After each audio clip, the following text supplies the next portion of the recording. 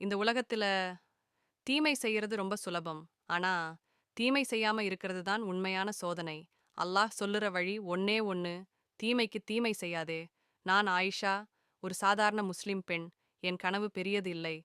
பெண்களுக்கு கல்வி, நம்பிக்கை, தலை நிமிர்ந்து வாழ ஒரு வழி. அம்மா எப்பவும் சொல்லுவாங்க, மகளே, உனக்கு தீமை செய்தாலும் நீ தீமை செய்யாதே. இந்த அமைதியான நகரத்துல நான் செய்த நன்மை எல்லாருக்கும் பிடிக்கல. பணம், அதிகாரம், பேராசை இதையெல்லாம் முன்னால வச்சு நின்னவன் ஒருத்தன். அவன்தான் தஸ்லீம். என் மேல பொய்ப்பழி போட்டாங்க. என் கல்வி மையம் மூடப்பட்டது. மக்கள் என்னை குற்றவாளியா பார்த்தாங்க. ஒரு நிமிஷம் நான் உடைந்து போனேன். நாம ஏன் பதில் கொடுக்க கூடாதுன்னு மனசு கேட்டது. அப்போ குரான் சொன்ன ஒரு வரி என் மனசுக்குள் ஒலிச்சது. நன்மையும் தீமையும் சமமல்ல. தீமையை நன்மையால் தள்ளிவிடு. அந்த ஒரு வரிதான் என்னை மீட்டது.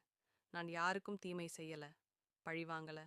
அமைதியா நன்மை செய்துகிட்டே இருந்தேன். பெண்களுக்கு உதவி, ஏழைகளுக்கு ஆதரவு, நம்பிக்கை இழந்த மனசுகளுக்கு ஒரு ஒளி. அந்த நன்மை தான் எல்லாவற்றையும் மாற்றுச்சு. தஸ்லீம் செய்த தீமை அவனையே சுற்றி வளைச்சது. உண்மை வெளிச்சத்துக்கு வந்தது. நியாயம் நடந்தது.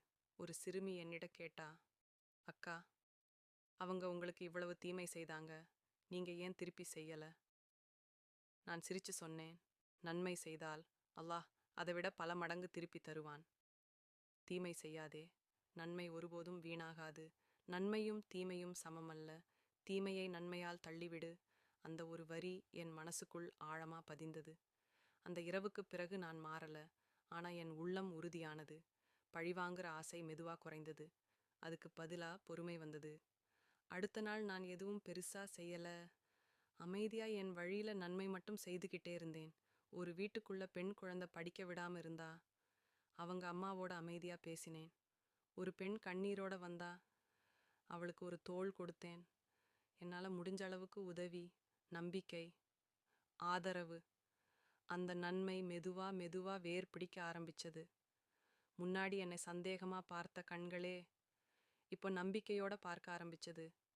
இதுக்கிடையில் தஸ்லீம் செய்த தீமை அவனையே திரும்பி பார்த்தது. அவனோட பேராசை, பொய்முகம், மோசடிகள் ஒவ்வொன்னா வெளிச்சத்துக்கு வந்தது. அவன் செய்தது அவனுக்கே ஒரு வலையா மாறிச்சு. நான் எதுவும் செய்யவே இல்ல. அல்லாஹ் பார்த்துக்கிட்டு இருந்தார். ஒரு நாள் மூடப்பட்டிருந்த என் கல்வி மையம் மீண்டும் திறந்தபோது, அந்த வாசல்ல நின்ற பெண்களின் கண்களில் ஒரே ஒரு விஷயம், நம்பிக்கை.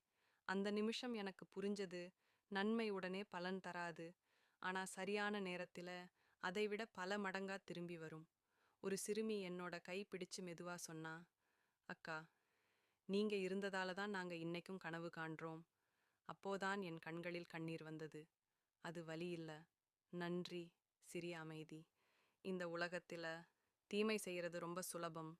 ஆனா, தீமை செய்யாம நன்மையை தேர்வு செய்யறது தான் உண்மையான வெற்றி. தீமை செய்யாதே, நன்மை ஒருபோதும் வீணாகாது.